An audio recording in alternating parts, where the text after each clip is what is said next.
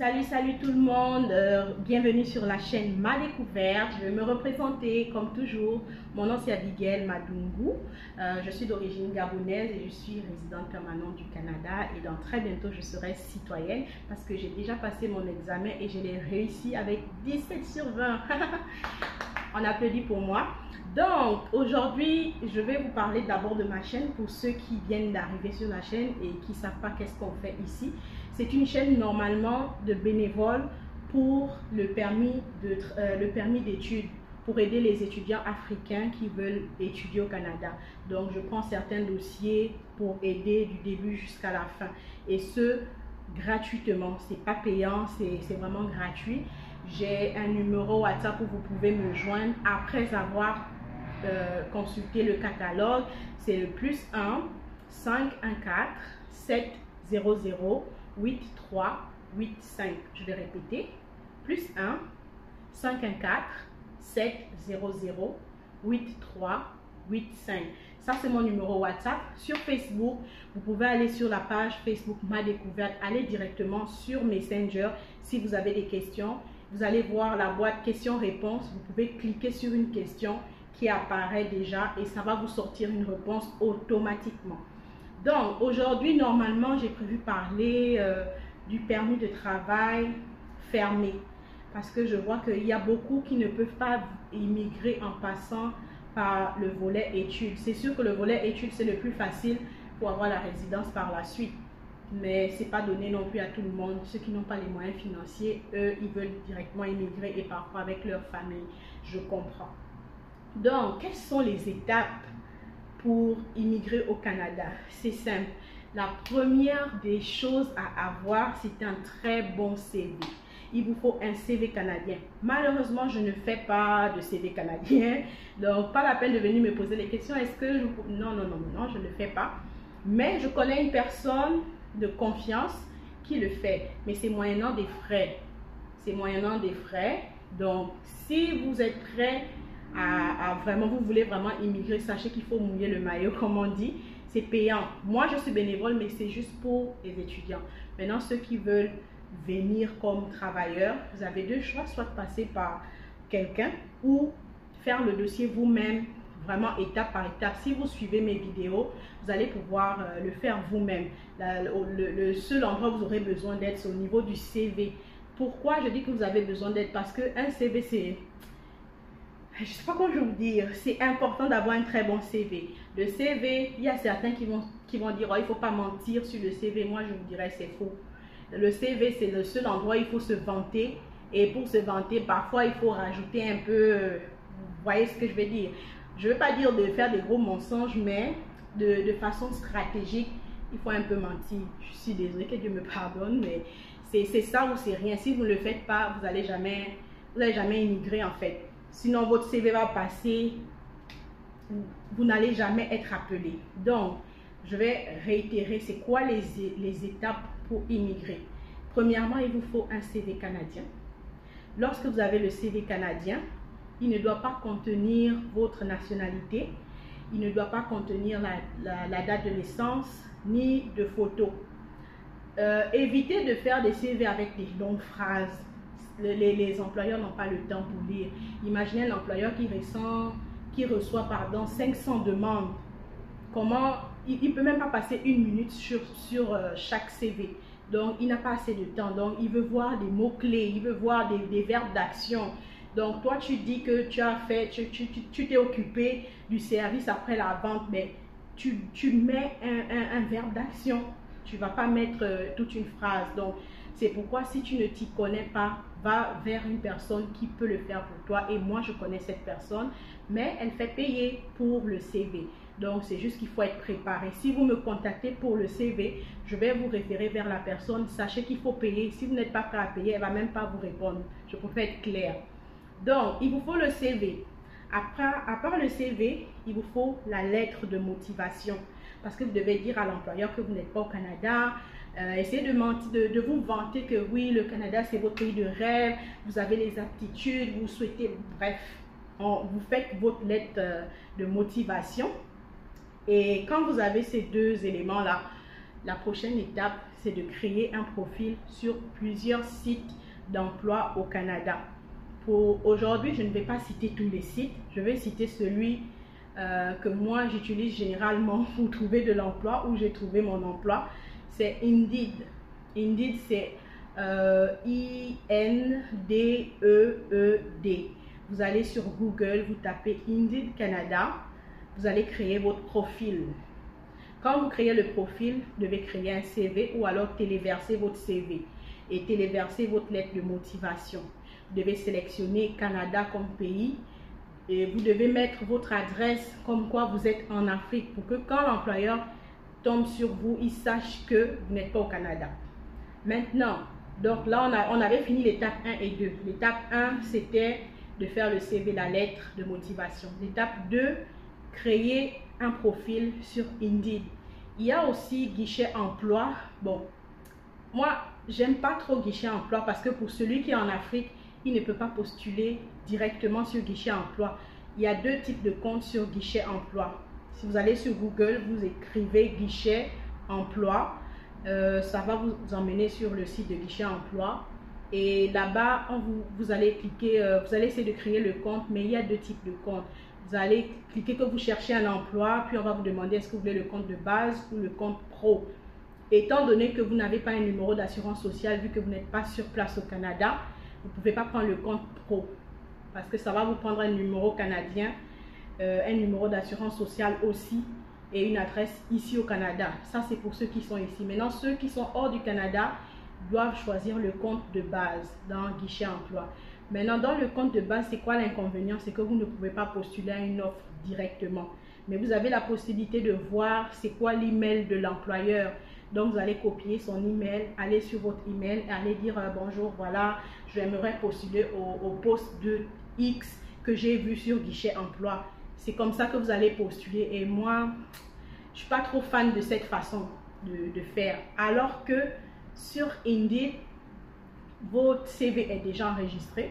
La lettre de motivation aussi, elle est déjà enregistrée. Et vous avez la possibilité de postuler directement sur l'application. Et c'est plus rapide. Donc, c'est juste copier-coller, copier-coller. Et ça va plus vite en fait. Donc, moi, je vous suggère beaucoup Indeed. Parce que c'est là-bas que j'ai toujours trouvé mes emplois, à part celui où je suis pour le gouvernement. Mais la majorité des emplois que j'ai eu au Canada, c'est Indeed. Et en plus de ça, Indeed, les employeurs peuvent vous retrouver.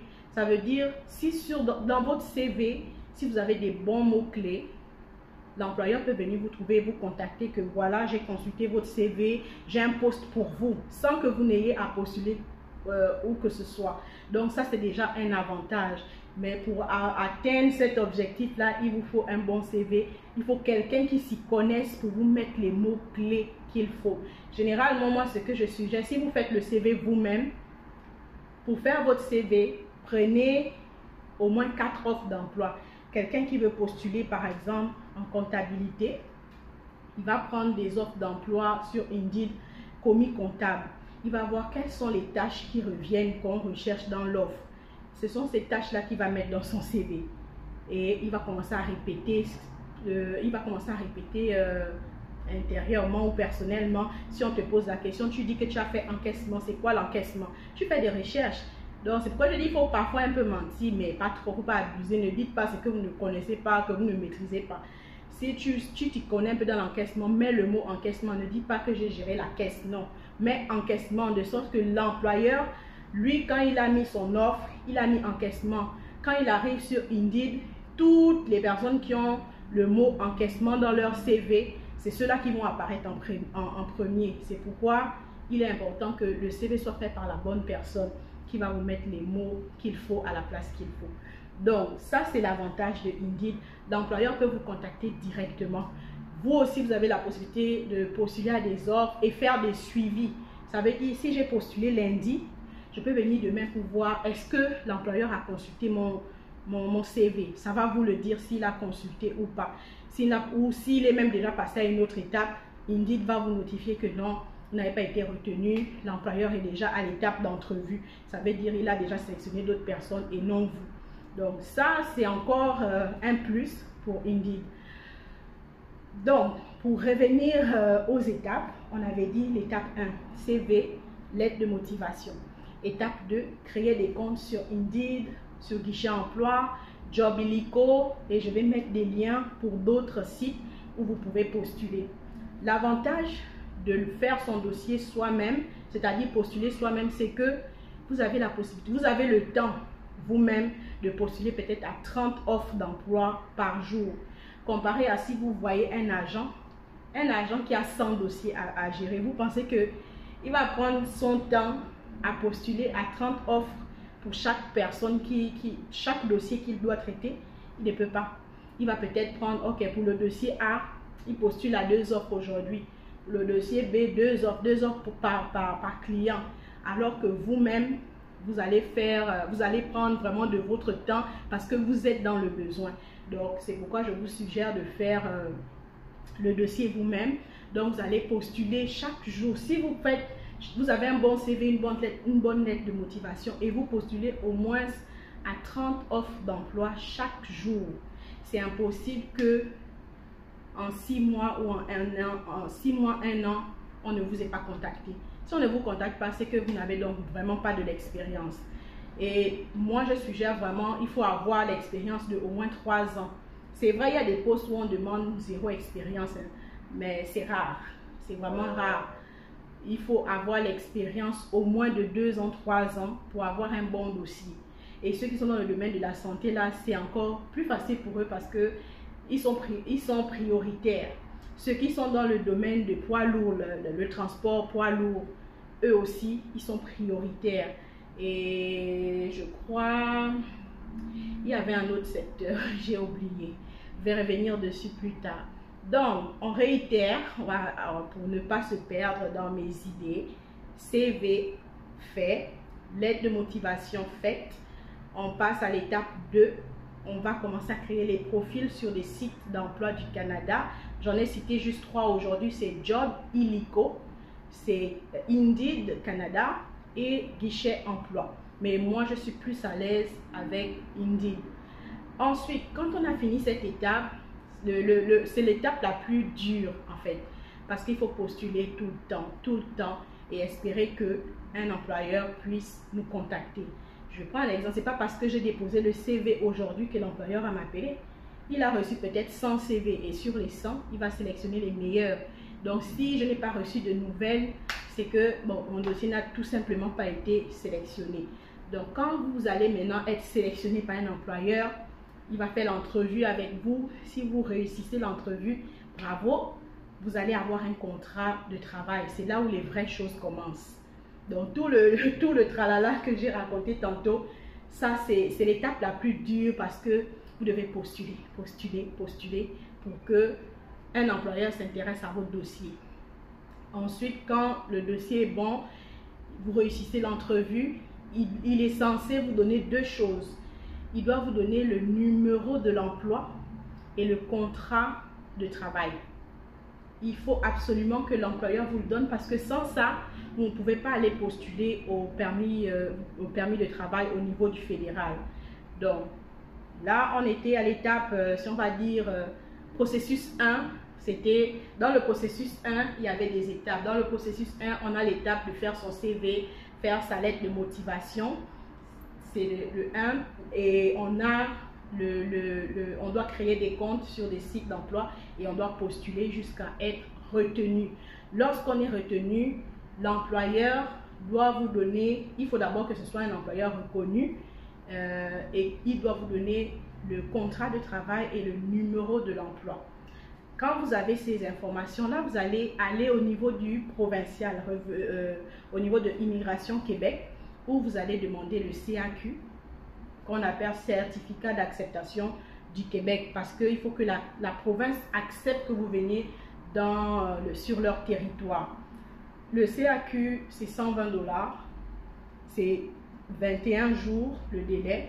Généralement, ça peut aller jusqu'à 30 jours. Donc, quand vous avez fini l'étape du CAQ, le CAQ, oui, c'est ça, quand vous avez terminé l'étape du CAQ, vous allez maintenant sur le site de Immigration Canada. Celui que j'ai dit au début, c'est canada.ca. Ensuite, vous allez sur le menu, vous cliquez Immigration, permis de travail. dans le processus du permis de travail, on va vous demander est-ce que vous avez le CAQ?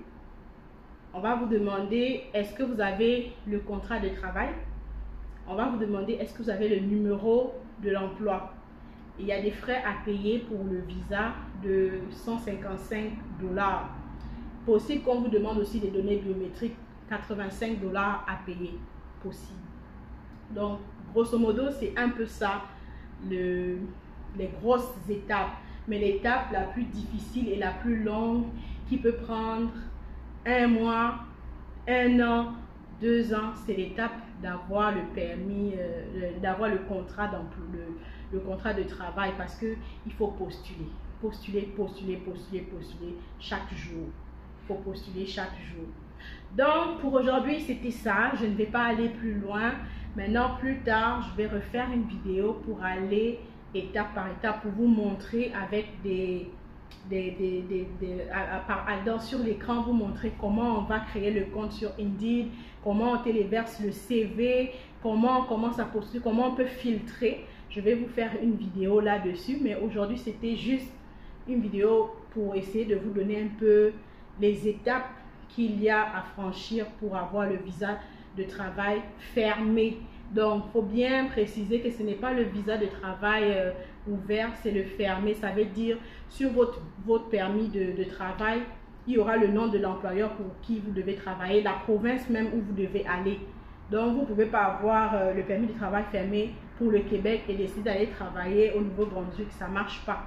Parce que sur le permis, c'est seulement sur le sol québécois que vous devez être, et pour l'employeur qui est mentionné sur votre permis. Donc, c'est ça. Donc, plus tard, je vais vous donner un peu plus d'informations sur ce processus, mais je ne le fais pas, je ne traite pas les demandes. Ce n'est pas la peine de m'appeler ou de m'écrire pour me demander comment on fait ci, comment on fait ça, parce que je ne vais pas vous répondre, ce n'est pas de mon ressort. Oui, j'ai les connaissances, je vais les partager parce que je ne peux pas répondre à tout le monde individuellement. C'est trop me demander. Imaginez, aujourd'hui, je me suis retrouvée avec 300 messages quand je me suis levée. 300 messages sur WhatsApp, 150 messages sur Messenger. C'est beaucoup pour une seule personne. Donc, s'il fallait répondre à toutes ces personnes individuellement, c'est que je n'aurais pas travaillé en fait. Donc, c'est pas possible. Mais je tiens quand même à aider ces personnes-là parce que je sais qu'ils sont vraiment intéressés. Et j'espère qu'ils vont travailler leur mindset, essayer de faire des recherches parce que l'information est sur Internet, c'est gratuit. Pas besoin forcément d'aller voir un agent qui va vous demander 5 millions pour vous faire un dossier. Et aussi, je tiens souvent à préciser, il y a des gens qui crient toujours à l'arnaque dans ce processus-là. Ce n'est pas toujours l'arnaque. Oui, je vais accepter parfois, certains se font arnaquer, mais ce n'est pas tout le monde. Il y en a d'autres qui sont trop lazy, comment on dit, négligents en fait. Il y en a qui sont vraiment négligents et ils vont payer peut-être un 5 millions à un agent. L'agent va postuler pour vous, mais il ne peut pas postuler comme vous.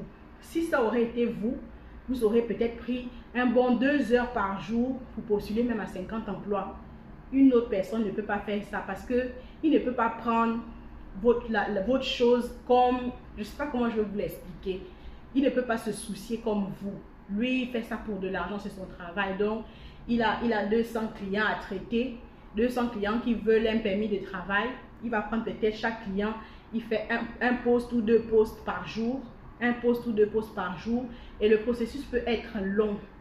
Ce n'est pas parce que vous allez payer un agent que ça veut dire que ça va forcément aboutir.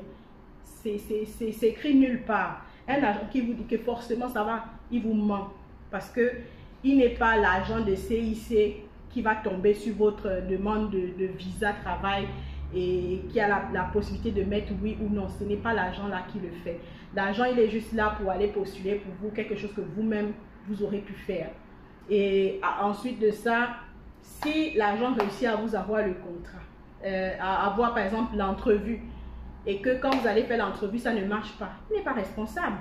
Lui, il a fait son boulot, il a postulé pour vous, il vous a trouvé un employeur qui était intéressé. Maintenant, vous, au moment de faire l'entrevue, vous n'avez pas su convaincre l'employeur de vous retenir. Ce n'est pas la faute de l'agent, c'est votre faute à vous. Donc, il y a aussi l'autre cas où l'agent postule pour vous, il postule, mais ça n'aboutit jamais. Ce n'est pas de sa faute. Soit c'est votre CV qui est mal fait, soit c'est vous qui n'avez pas les compétences pour ce pourquoi vous voulez postuler. Aussi simple que ça. Donc, ne criez pas toujours à l'arnaque. C'est vous-même qui voulez aller dépenser votre argent. C'est vous qui voulez faire confiance aux gens pour votre propre destinée au lieu de vous battre vous-même. Donc, moi, je vous encourage à faire vos dossiers vous-même parce que c'est possible de le faire. C'est possible et ça pourrait même marcher. Donc, maintenant, c'est comme on dit, tout le monde n'est pas à l'aise avec l'informatique et autres. Ceux-là qui ne sont pas à l'aise, malheureusement, il vous faut voir des agents en immigration, mais sachez que ça coûte cher. Un vrai agent va vous demander au moins 3 millions, sinon 2, sinon 5. Si c'est encore des agences qui sont ici au Canada, là, c'est au moins 5 millions. Donc, ne vous étonnez pas, c'est des procédures qui coûtent cher comme commission. Et quand vous payez 5 millions, là, ça n'inclut pas le frais que vous devez payer pour le CAQ si vous arrivez à cette étape. Ça n'inclut pas le prêt de visa que vous allez payer. Le 5 millions, c'est juste la commission du monsieur pour le temps qu'il va perdre sur votre dossier. Donc, comprenez un peu. Je vous suggère vraiment de suivre juste les capsules étape par étape et essayer d'appliquer exactement ce que je vais faire. Normalement, ça devrait fonctionner. Premièrement, pensez à faire le CV. Préparez un bon 40 000 pour payer pour votre CV. C'est votre destinée qui est en jeu. Vous ne pouvez pas vouloir des bonnes choses et ne pas investir.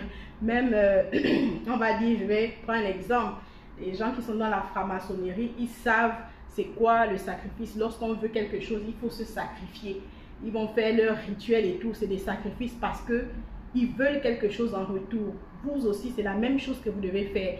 Comme les chrétiens, quand ils veulent quelque chose, ils doivent se sacrifier. Ils vont se sacrifier soit par le jeûne, soit par des dons, ou ils vont faire des choses parce qu'ils ont vraiment besoin de la chose.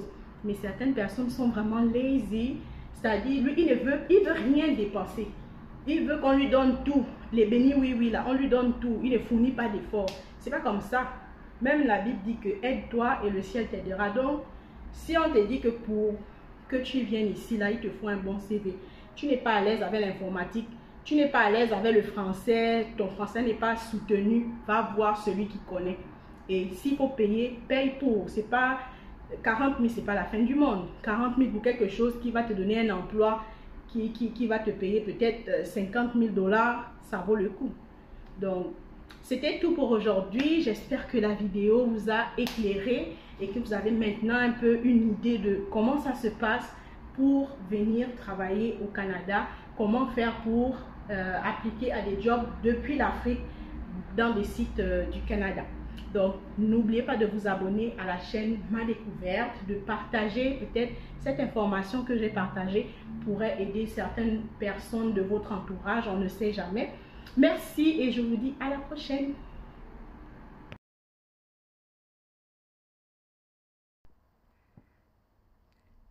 Voilà, donc ici, on va sur Google, on tape Indeed Canada. On peut juste taper aussi Indeed. Ça nous montre, le premier lien, c'est Job Illico, celui dont j'ai parlé. Mais nous, on va chercher Indeed, ce ne sera pas le deuxième lien. On va au troisième lien où c'est écrit emploi.ca-indeed.com. C'est celui-là qu'on va sélectionner. Et là, vous voyez, ça vous montre le logo de Indeed. Ça vous dit de vous connecter. Ça, ce sont les messages des personnes qui posent des questions. Donc, quand vous cliquez sur se connecter, on vous demande de créer le compte soit avec un compte Google, soit avec votre compte Facebook ou avec un email. Donc, vous allez créer le compte ici et vous allez cliquer sur continuer. Et à ce moment-là, vous avez la possibilité de voir les offres d'emploi, même sans avoir créé le compte. Vous voyez que là, je n'ai pas créé le compte, mais je peux voir des offres d'emploi. Je peux écrire, par exemple, commis comptable pour chercher un poste dans la comptabilité, voir un peu c'est quoi les critères. Là, on voit que l'Institut Descartes a mis une offre d'emploi pour un commis comptable. Vous pouvez voir l'employeur et tout. Et ça vous dit, vous pouvez postuler directement depuis le téléphone. Donc, c'est un peu ça.